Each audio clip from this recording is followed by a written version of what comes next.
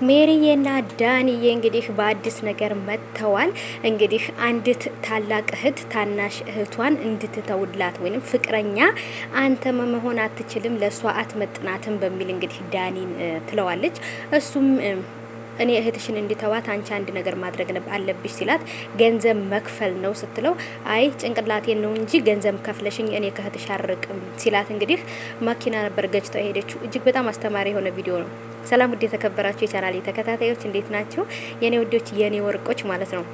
ዛሬ እንግዲህ ሜሪና ዳኒን ይዤላችሁ መጥቻለሁ። እውነት ለመናገር የሰሩት ነገር እጅግ በጣም በሀገራችን ላይ አሁን ላይ እየተደረገ ያለ ነገር ገንዘብ ከፍላ ወይ ከእህቷ እንዲርቅ ማድረግ ወይንም ደግሞ ልክ እንዳላት ገጭታ መሄድ። ምክንያቱም ባለሀብት ናት፣ ገንዘብ አላት።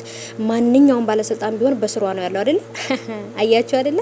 ይሄ ነው በቃ ሀገራችን ላይ እየተፈጠረ ያለው ማለት ነው። እነሱም ደግሞ ያንን ነገር ነው ማሳየት የፈለጉትና ኦኬ ብዙ ነገሮችን ተምረንበታል። ከዚህም ውጭ ደግሞ በጣም ብዙ ነገር ገንዘብ ያለው ሰውና ስልጣን ያለው ሰው ይሄንን ነገር ባሁን ላይ በምስኪኖች ላይ በየዋሆች ላይ ይሄን ነገር እያደረገ እንደሆነ ነው እንግዲህ የተማርነውና እጅግ በጣም ደስ የሚል ነገር ነው። ሜሪዬ ሰው ሚላትን ነገር እንግዲህ እየሰማች ይመስለኛል። አሁን ላይ እንግዲህ እንደዚህ ተሸፍና አሪፍ ልብስ ለብሳ መታለች። ቢሆንም ደግሞ ያው ወጠርጠር አድርጎ ይዟት ያው ልብሱም እንትን ሊል ነው ከላይዋ ላይ ግን ደግሞ ኦኬ ይሁን ከባፊቱ ራቁቷን ኩኗ ከመምጣት ይሄኛው ይሻላል ብዬ አስባለሁ። ቤተሰቦች ማለት ነው።